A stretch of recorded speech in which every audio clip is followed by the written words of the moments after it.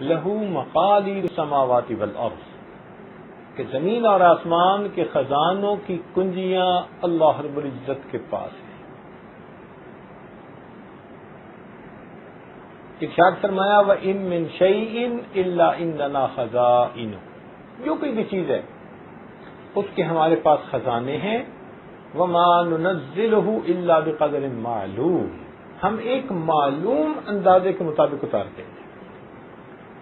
اللہ تعالیٰ کے پاس خزانے ہیں ہر چیز کے، وہ غنی ہے، وہ تو نرا دھار ہے، ساری دنیا اس کی محتاج اور وہ پروردگار کسی کا محتاج نہیں ہے۔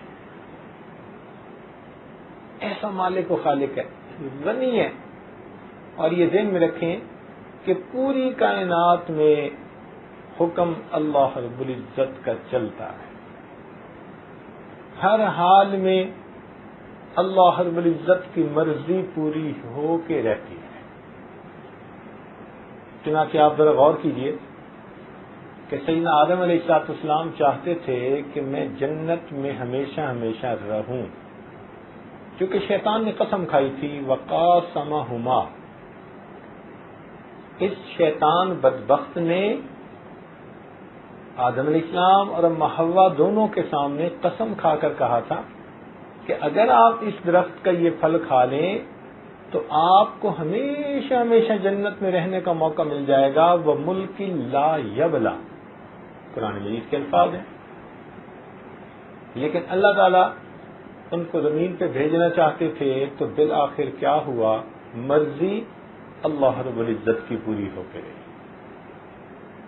دوسری مثال دیکھ لیجئے کہ سیدنا نوح علیہ السلام وقت کے پیغمبر علیہ السلام ہیں، کشتی میں ہیں، اپنا سگا بیٹا سامنے ہے، تو باپ کے دل میں بیٹے کے ساتھ کیسی محبت ہوتی ہے اور کتنا اس کا دل چاہتا ہے کہ میرا بیٹا اس عذاب سے بچ جائے، نجات پا جائے۔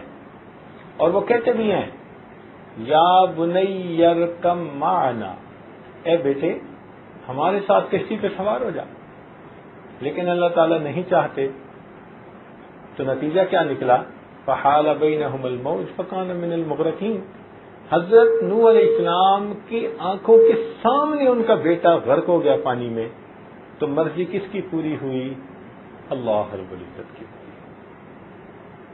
سیدنا ابراہیم علیہ السلام اور اسماعیل علیہ السلام دونوں اس بات پر متفق ہو گئے، باپ اس پہ کہ میں ذبح کر دوں بیٹے کو اللہ کے نام پہ، اور بیٹا اس پہ کہ میں اللہ تعالیٰ کے نام پہ ذبح ہوتا ہوں۔ قرآن مجید نے گواہی دے دی فلما اسلما، جب دونوں اس بات پہ متفق ہو گئے، دونوں اس بات پہ تل گئے، باپ ذبح کرنے پہ آمادہ، بیٹا ذبح ہونے پہ آمادہ، مگر اللہ تعالیٰ نہیں چاہتے کہ اسماعیل علیہ السلام ذبح ہوتے، تو مرضی کس کی پوری ہوئی؟ اللہ رب العزت کی۔ دیکھیے سیدنا رسول اللہ صلی اللہ علیہ وسلم نے ایک موقع پر شہد نہ کھانے کا ارادہ فرما لیا، اللہ رب العزت کی طرف سے محبوبانہ خطاب ہوا یا ایھا النبی لما تحرم ما احل اللہ لک تبتغی مرضات ازواجک واللہ غفور رحیم۔ تو نبی علیہ السلام نے دوبارہ شہد استعمال کرنا شروع فرما دیا، مرضی کس کی پوری ہوئی؟ اللہ رب العزت۔ یہ طے شدہ بات ہے، ہر حال میں مرضی پروردگار عالم کی پوری ہو کے رہتی ہے۔ ہم بندے ہیں، ہم محتاج ہیں، ہر چیز میں اللہ کے محتاج،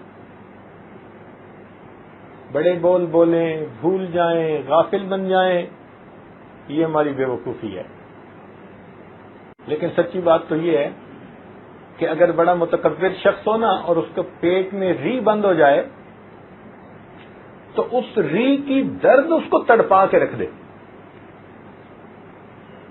بڑے بڑے بول بولنے والا اب بتائیے کہ پیٹ میں ہوا بند ہو جائے تو اس کا متحمل نہیں بن سکتا.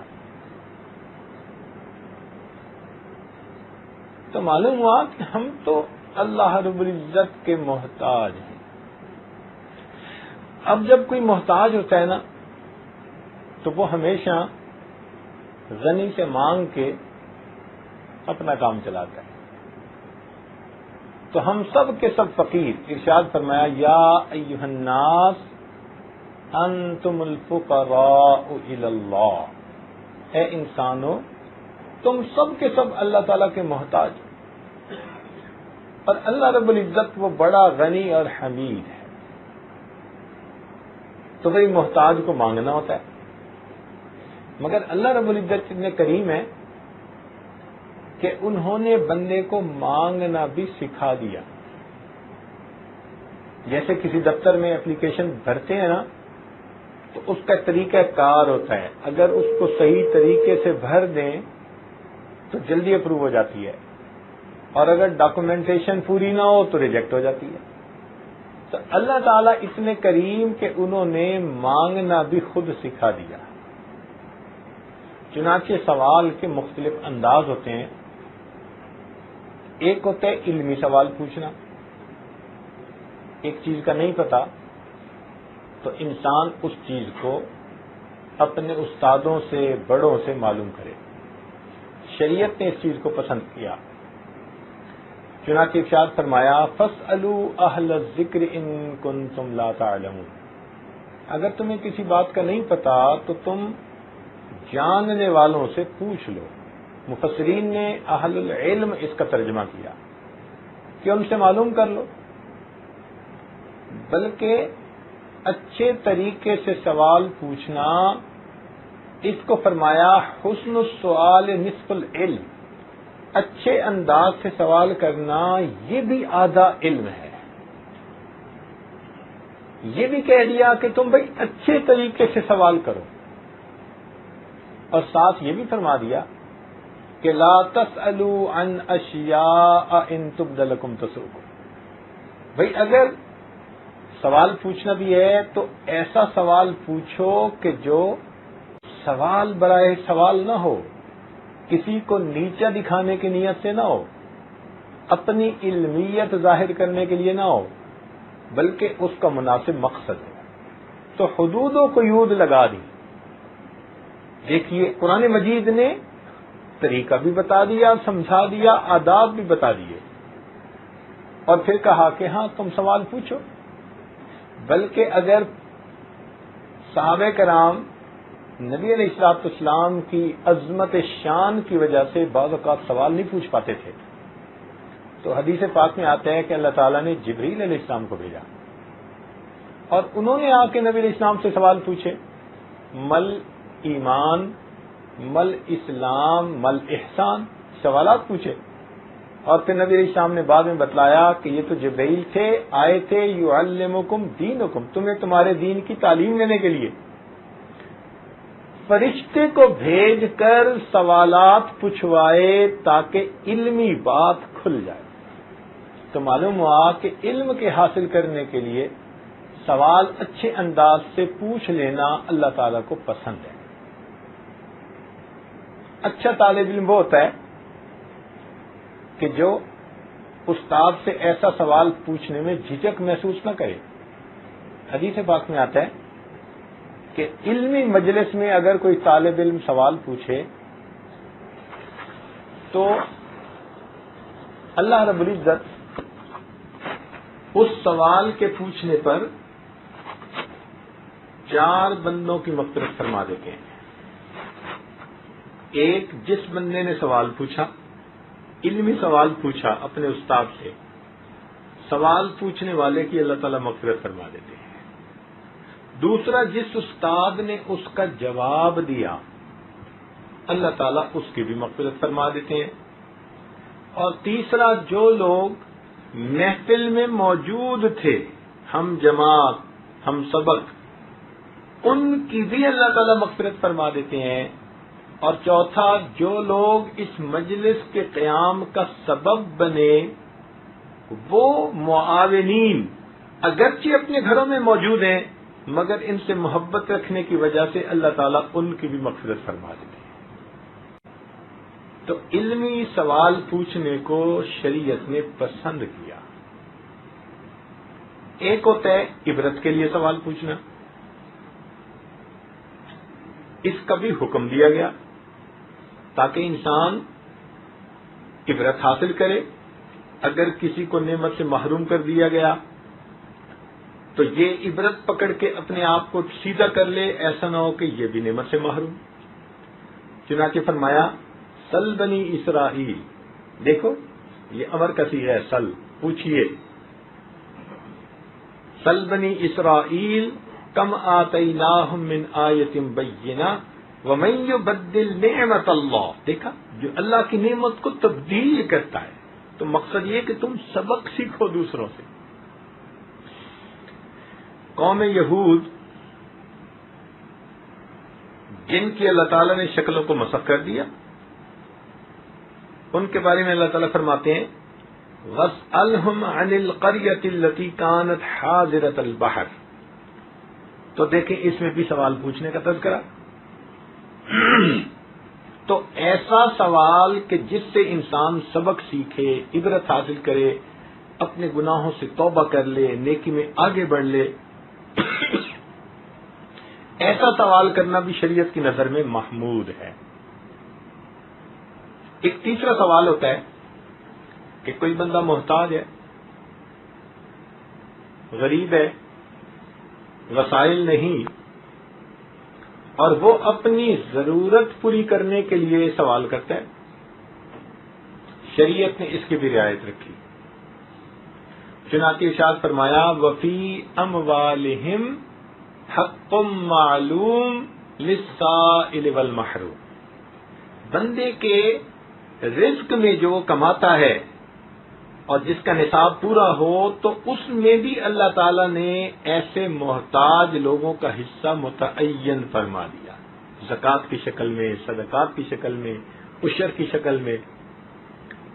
تو اللہ رب العزت نے یہ بھی متعین فرما دیا، مگر اس پر حد لگا دی، فرما دیا کہ اگر تم بغیر ضرورت کے ہاتھ پھیلاؤ گے تو یہ بات ہمیں ناپسند ہے۔ حدیث پاک میں آتا ہے کہ جو بندہ بغیر ضرورت کے دوسرے کے سامنے ہاتھ پھیلائے، اللہ تعالیٰ قیامت کے دن اس کو اس طرح کھڑا کریں گے کہ اس کے چہرے کے اوپر گوشت نہیں ہوگا۔ یہ غیر کے سامنے چہرہ کرتا تھا، اب اس کے چہرے کی رونق تازگی کو ختم کر دیا جائے گا۔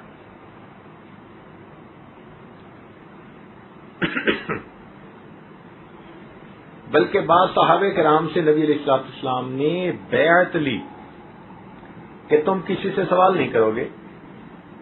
صدیق اکبر بھی ان میں شامل، وہ فرماتے ہیں کہ ہم نے نبی علیہ السلام کے ہاتھوں پر بیعت کی کہ ہم کسی سے سوال نہیں کریں گے۔ ان حضرات کا یہ عالم تھا کہ اگر سواری پہ سوار ہوتے اور ان کا چاوک گر جاتا تو کسی سے یہ بھی نہیں کہتے تھے کہ اٹھا کے دو، نیچے اترتے تھے، اپنا چاوک اٹھا کر پھر سوار ہوتے تھے، کہتے تھے ہم نے نبی علیہ السلام سے بیعت کی ہے کہ ہم کسی سے سوال نہیں کریں گے۔ تو اس کی ایک حد متعین کر دی۔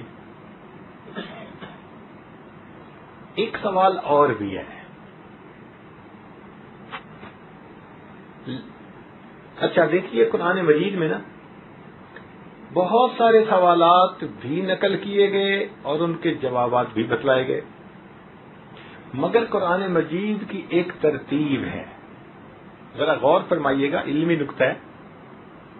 ایک ترتیب ہے، یسألونک کے لفظ کے ساتھ پہلے سوال نقل کروایا، پھر قل کے لفظ سے اللہ تعالی نے اپنے پیارے محبوب صلی اللہ علیہ وسلم کی زبان فیض ترجمان سے اس کا جواب دلوایا۔ مثلا یسألونک عن الروح قل الروح من امر ربی، تو یسألونک کے لفظ سے سوال پہلے ڈسکرائب کیا، پھر قل کے لفظ سے اللہ تعالی نے اپنے محبوب صلی اللہ علیہ وسلم کی زبانی اس کا جواب دلوایا۔ یہ ایک ترتیب ہے، ایک پیٹرن ہے قرآن مجید میں سوالات اور ان کے جوابات کا۔ اسی طرح فرمایا یسألونک عن الاہلہ قل ہی مواقیت للناس والحج، یسألونک عن الیتامی قل اصلاح لہم خیر، یسألونک عن المحیض قل هو اذن فاعتزلوا النساء فی المحیض۔ دیکھیے ایک ترتیب ہے پورے قرآن مجید میں سوال کرنے کی اور اس کا جواب دینے کی، لیکن ایک سوال ایسا کہ جس سوال کا پوچھنا اللہ تعالیٰ کو اتنا اچھا لگا، وہ سوال اتنا اچھا تھا، اتنا بہترین تھا کہ اس کا جواب دیتے ہوئے اللہ تعالیٰ نے ترتیب کو بدل کے رکھ دیا۔ جو ضابطہ ایک بنایا تھا نا یسألونک اور قل، اس کو بدل کے رکھ دیا۔ پتہ ہے وہ سوال کون سا ہے؟ وہ سوال یہ تھا، اللہ تعالیٰ فرماتے ہیں اے میرے محبوب صلی اللہ علیہ وسلم وَإِذَا سَأَلَكَ عِبَادِي عَنِّي، اور جب میرے بندے آپ سے میرے بارے میں سوال پوچھیں فَإِنِّي قریب، میں بہت قریب ہوں۔ یہاں کل کے لفظ کو درمیان میں لا کر گفتگو کو لمبا کرنا بھی پسند نہ فرمایا گیا۔ اتنا تو اللہ تعالیٰ چاہتے ہیں نا کہ میرے بندے میرے بارے میں جانیں، میری معرفت پائیں، ان کو پتہ چلے کہ میں کتنی عظمتوں والا ہوں۔ سوال کا انداز اور جواب کا انداز بدل دیا۔ ارشاد فرمایا وَإِذَا سَأَلَكَ عِبَادِي، اب آگے کل کے ذریعے سے بھی جواب دلوایا جا سکتا تھا، مگر نہیں، یہ سوال تھا ہی ایسا کہ اس رب کریم کو پسند آ گیا، اسے اچھا لگا۔ اچھا میرے بندے میرے بارے میں معلوم کرنا چاہتے ہیں، تو فرمایا فَإِنِّي قریب، میں تو بہت قریب ہوں، ان کی رگے جان سے بھی زیادہ ان کے قریب ہوں۔ تو اللہ رب العزت تو انسان کے اتنا قریب ہے، لہذا معلوم ہوا کہ اللہ رب العزت سے مانگنا تو سب سے آسان کام ہے۔ دیکھیے ایک ہے مخلوق سے مانگنا اور ایک ہے خالق سے مانگنا، اس میں بڑا فرق ہے۔ مخلوق سے اگر آپ مانگیں تو ایک مرتبہ کوئی دے گا، دوسری مرتبہ دے گا، تیسری مرتبہ منہ بنا لے گا اور چوتھی مرتبہ جھنڈی دکھا دے گا، قطع تلقی کر لے گا، کہے گا جی یہ ہر وقت مانگتا ہی رہتا ہے۔ مگر اللہ تعالیٰ کا معاملہ جدا ہے، ایک دفعہ مانگو وہ دیتے ہیں، دوسری دفعہ مانگو وہ دیتے ہیں، تیسری دفعہ مانگو وہ دیتے ہیں، بلکہ جو بندہ ہر چیز اللہ رب العزت سے مانگے، ہر وقت اللہ سے مانگے، اللہ تعالیٰ اس بندے کو اپنا دوست بنا لیتے ہیں۔ فرماتے ہیں کہ یہ میرا ولی ہے کہ میرے سوا کسی اور سے مانگتا ہی نہیں ہے۔ اللہ اکبر، کتنا فرق ہے بھائی مخلوق کے دینے میں اور پروردگار کے دینے میں۔ اس کو اللہ تعالیٰ اپنا دوست بنا دیتے ہیں۔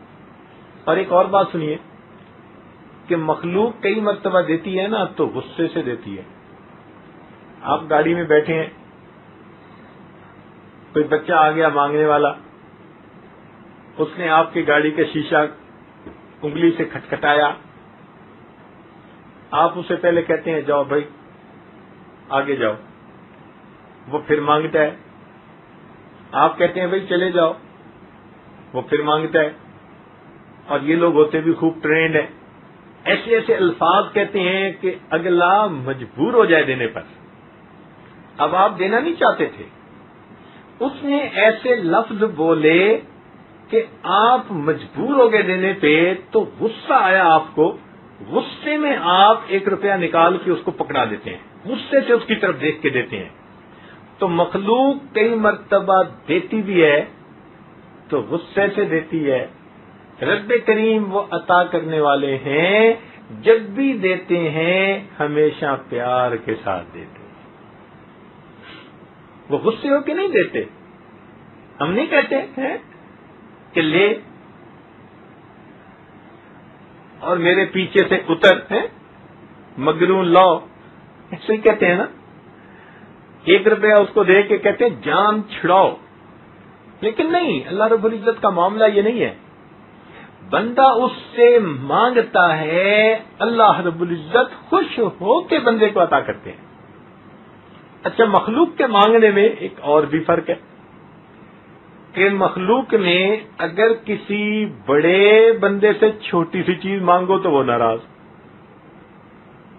مثلا آپ کسی امیر وزیر کے پاس چلے جائیں اور کہیں جی 1 چونی دے دیں، مجمع میں مانگے، تو وہ آپ سے ناراض ہوگا، کہے گا کیوں تو نے مجھے اتنا غریب سمجھ لیا، بڑے مجمع میں تو مجھ سے 1 چونی مانگتا ہے. تو بڑے سے چھوٹی چیز مانگ لو تو وہ ناراض، اور اگر کسی غریب سے جا کر کہہ دو کہ جی مجھے 2 کروڑ روپیہ قرضہ دے دو تو وہ ناراض. کہتا ہے یہ کوئی بندہ ہے؟ اندازہ لگاؤ، مانگتا بھی ہے تو یہ نہیں کہ چلو 1000 2000 اتنا. تو چھوٹے سے بڑی چیز مانگ لو تو وہ ناراض، اور بڑے سے چھوٹی چیز مانگ لو تو وہ ناراض. قربان جائیں اس پروردگار کی عطا پر کہ اس بندے سے، اس پروردگار سے کوئی بندہ کتنا ہی کیوں نہ مانگے، جتنا مانگے اللہ تعالیٰ اس کی امیدوں سے بڑھ کر دیتے ہیں. حتیٰ کہ جوتے کا ٹوٹا تسمہ بھی مانگے اللہ تعالیٰ پھر بھی ناراض نہیں ہوتے. وہ یہ نہیں کہتے کہ میں ساری کائنات کا مالک، تم مجھ سے جوتے کا تسمہ مانگتا ہے. نہیں، اللہ تعالیٰ کی شان یہ ہے، تھوڑا مانگو وہ پھر بھی خوش ہیں، اور اگر اپنی من مانی کے مطابق، یعنی اپنی من پسند کے مطابق مانگو، اللہ تعالیٰ پھر بھی بندے سے خوش ہوتے ہیں. تو مخلوق کے دینے میں اور پروردگار کے دینے میں کتنا فرق ہے. تو جب بندے نے مانگنا ہی ہے تو بھائی اپنے رب سے کیوں نہ مانگے. وہ ایک بزرگ کے پاس آدمی آیا، کہتے حضرت یہ جو حاکم وقت ہے نا، آپ کی بڑی بات مانگتا ہے، آئیں چلیں ذرا اس سے میرے لیے فلاں چیز مانگے. تو ان بزرگوں نے اسے سمجھایا کہ دیکھو بھائی، اس وقت تو حاکم کا دروازہ بھی بند ہو گیا ہوگا، رات کا وقت ہے، تو ہم کھلے دروازے کو چھوڑ کر بند دروازے کی طرف کیوں جائیں بھائی. اس نے کہا کیا مطلب؟ کہنے لگے کہ ایک رب کا در ہے جو کبھی بند ہی نہیں ہوتا، تو تم کیا چاہتے ہو میں کھلے دروازے کو چھوڑ کے بند دروازے کی طرف چلا جاؤں گا؟ تو جو اللہ تعالیٰ کی عظمتوں کو سمجھتے ہیں نا، پھر ان کو مانگنا بھی آتا ہے، وہ جانتے ہیں کہ کیسے مانگا جاتا ہے. اس لیے اللہ تعالیٰ نے فرمایا کہ اگر تمہیں میرے بارے میں معلومات کرنی ہو نا تو ہر بندہ معلومات بھی نہیں دے سکتا. ارشاد فرمایا الرحمن فاسأل به خبیرا. دیکھو یہاں بھی سوال کا تذکرہ. الرحمن فاسأل به خبیرا، رحمان کے بارے میں کسی جاننے والے سے پوچھو، انجان سے مت پوچھنا. اس کو کیا پتا وہ کتنا کریم ہے، وہ کتنا رحیم ہے. رحمان کے بارے میں پوچھنا چاہتے ہو، الرحمن فاسأل به خبیرا. میرے بندو، وہ اتنا عظیم پروردگار ہے کہ اگر پوچھنا چاہتے ہو تو کسی سمجھدار سے بات کرنا، جاننے والے سے پوچھنا، وہ بتائے گا پروردگار کتنا کریم ہے، کتنا رحیم ہے. تو اللہ رب العزت تو چاہتے ہیں کہ میرے بندے میرے بارے میں پوچھیں، ان کو پتہ چلے میری عظمتوں کا، اور پھر یہ بندے مجھ سے مانگے. اللہ اکبر. جو پروردگار اتنا کریم ہو کہ دوسروں کو منع فرما دے کہ تم مانگنے والے کو جھڑکی نہ دینا. چنانچہ قرآن مجید میں کیا ارشاد فرمایا؟ فرمایا وَأَمَّا السَّائِلَ فَلَا تَنْهَرْ، کہ آپ سوالی کو انکار نہ فرمائیے، جھڑکی نہ دیجیے. اب سوچئے کہ جو پروردگار دوسروں کو حکم فرما رہا ہے کہ آپ مانگنے والے کو انکار نہ فرمائیے، جھڑکی نہ دیجیے، تو جب کوئی اس کریم پروردگار سے مانگے گا اللہ تعالیٰ اس کو کیسے محروم فرمائے گا. اللہ اکبر. وہ تو بڑا کریم آقا ہے, وہ تو دیتا ہے اور بندے کی امیدوں سے بڑھ کے دیتا ہے. انسان اللہ تعالیٰ سے مانگے, ہر ضرورت مانگے, اللہ تعالیٰ اس کی ہر ضرورت کو پورا کرتے ہیں. وہ تو خوش ہوتے ہیں کہ میرا بندہ مجھ سے مانگنے کے لیے آیا, میرے دروازے پر آیا مانگنے کے لیے. اس کو پتا ہے کہ کوئی اس کا بھی رب ہے, اس کا پالنے والا ہے. اس بات پہ رب کریم خوش ہو جاتے ہیں. چنانچہ اللہ تعالیٰ کی شان عطا کا کیا کہنا کہ اللہ تعالیٰ کے محبوب صلی اللہ علیہ وسلم نے اللہ تعالیٰ کی دین کے بارے میں تفصیل بتائی. چھوٹی سی حدیث ہے جس میں فرما دیا, فرمایا من لم یسأل اللہ یغضب علیہ, جو بندہ اللہ سے نہیں مانگتا اللہ رب العزت اس بندے سے ناراض ہو جاتے ہیں. دنیا والوں سے مانگو تو وہ ناراض. وہ کتنا کریم پروردگار ہے کہ اگر کوئی اس کے در پہ آ کے نہ مانگے رب کریم نہ مانگنے والے سے ناراض ہو جاتے ہیں. من لم یسأل اللہ یغضب علیہ, جو اس رب کریم سے نہ مانگے گا اللہ تعالیٰ اس بندے سے ناراض ہوں گے. اور پھر مانگے اور واقعی اخلاص کے ساتھ مانگے اللہ تعالیٰ عطا فرما دیتے ہیں. حتیٰ کہ اگر مقدر میں کوئی چیز دنیا میں نہیں بھی لکھی اللہ تعالیٰ اس کو دنیا کی بجائے آخرت میں عطا فرما دیتے ہیں. چنانچہ حدیث پاک ہے, سنیے اور ذرا دل کے کانوں سے سنیے کہ نبی علیہ الصلوۃ والسلام نے ارشاد فرمایا من سأل اللہ الشہادۃ بصدق, جو اللہ تعالیٰ سے شہادت کی موت سچائی دل کے ساتھ اخلاص کے ساتھ مانگے, بلغہ اللہ منازل الشہداء وان مات علی فراشہ, اگرچہ وہ بندہ اپنے بستر پر مرے گا اللہ تعالیٰ قیامت کے دن شہداء کی قطار میں کھڑا فرما دیں گے. اور جو چیز مقدر میں نہیں بھی لکھی دنیا میں اگر نہیں ملے گی رب کریم اس سوال کو ادھورا نہیں چھوڑیں گے, دنیا میں نہیں تو آخرت میں ضرور عطا فرما دیں گے. تو جب ملنا ہی ہے اس در سے مانگنے والے کو تو بھئی مانگنے میں کمی کیسی. اس لیے عزیز دوستو, ہمیں اللہ تعالی سے جتنا مانگنا چاہیے ہم مانگتے نہیں ہیں. آج دیکھیں نماز پڑھ کے 15 سیکنڈ کی دعا, آدھے منٹ کی دعا. اب آدھے منٹ کی دعا میں ہم نے کیا مانگا اللہ سے بھائی؟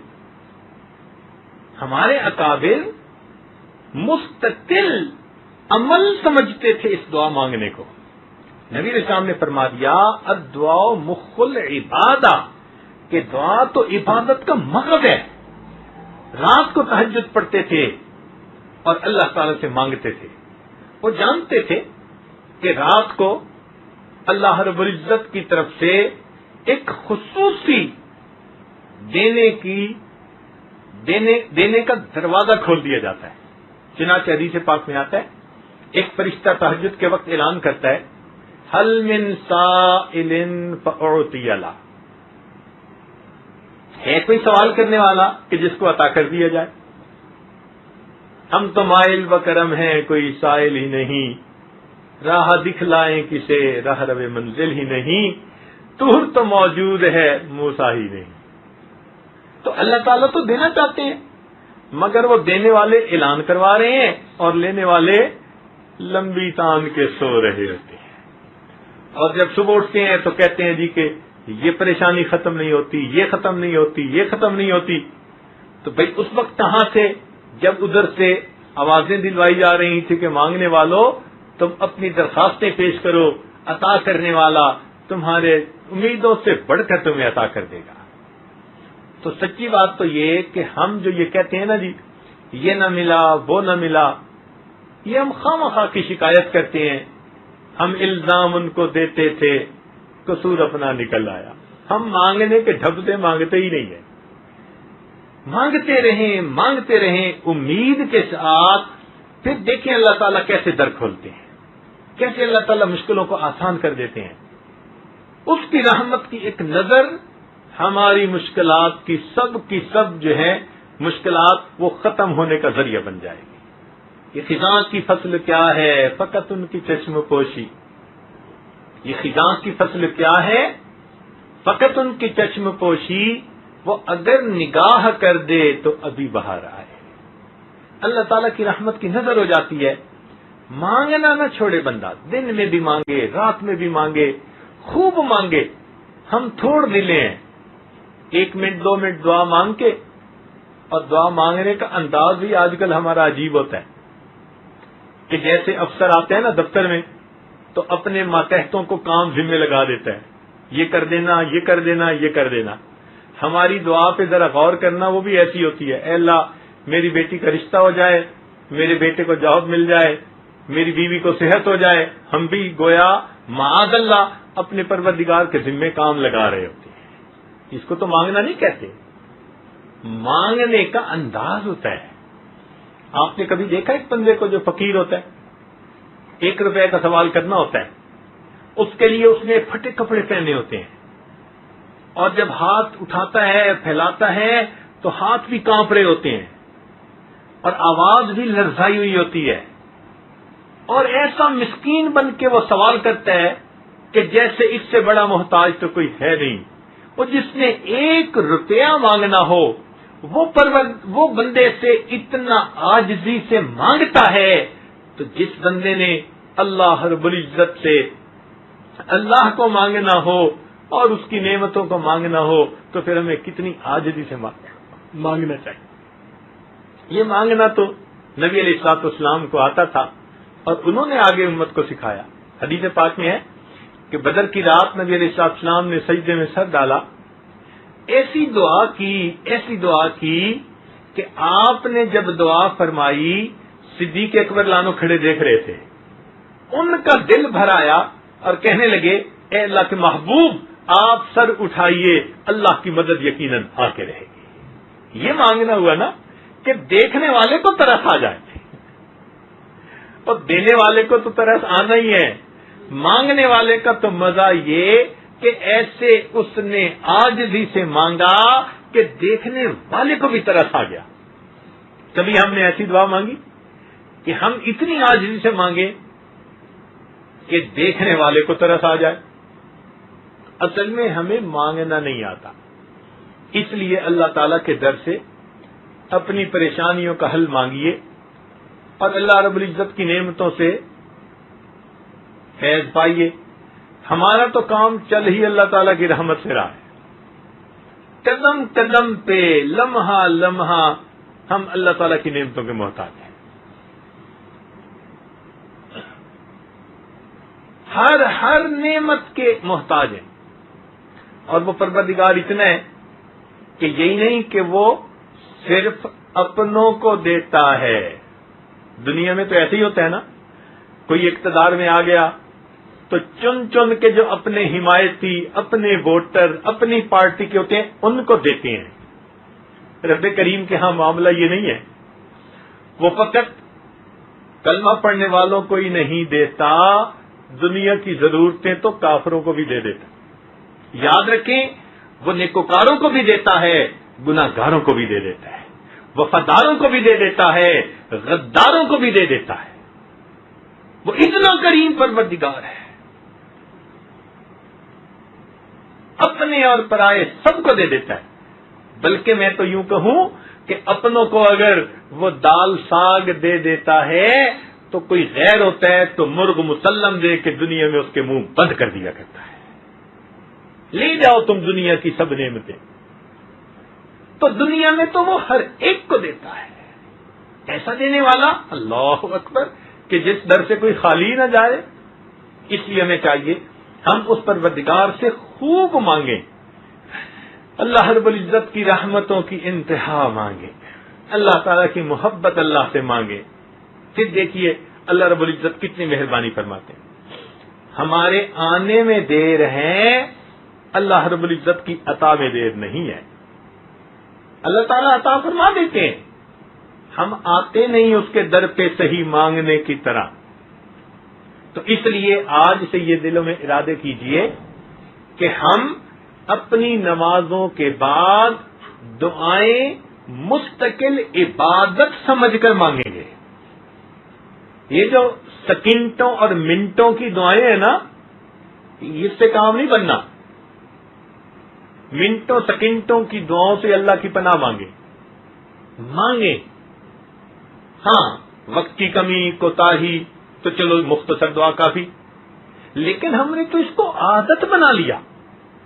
ذرا آپ غور کیا کریں، مسجد میں بیٹھ کے جو نماز پڑھے گا کئی دفعہ تو ہاتھ اٹھاتے بھی نہیں پوری طرح اور منہ پہ پھیر کے چل دیتے. کیا اتنی جلدی پڑھی ہوئی ہے؟ لگتا ہے کہ شاید دعا میں 2 لفظ بھی 2 فکرے بھی پورے نہیں بولے ہوں گے. تو ہمارا تو یہ حال ہے.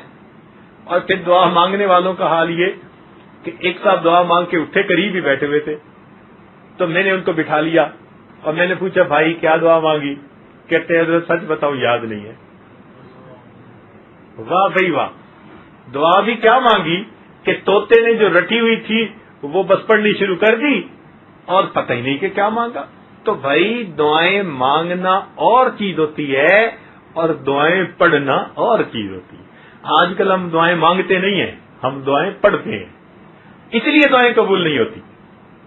اگر ہم صحیح طرح سے دعائیں مانگنے لگ جائیں تو اللہ رب العزت ہمارے حالات کو بدل کے رکھ دے.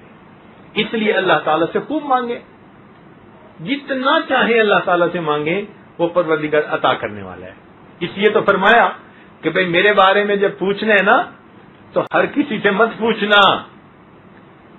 کسی کو کیا خبر، جاننے والوں سے پوچھنا، وہ تمہیں بتائے گا کہ ہم کتنے کریم ہیں، کتنے رحیم ہیں، کتنے غفور ہیں، کتنے ہم مہربان ہیں اپنے بندوں کے اوپر.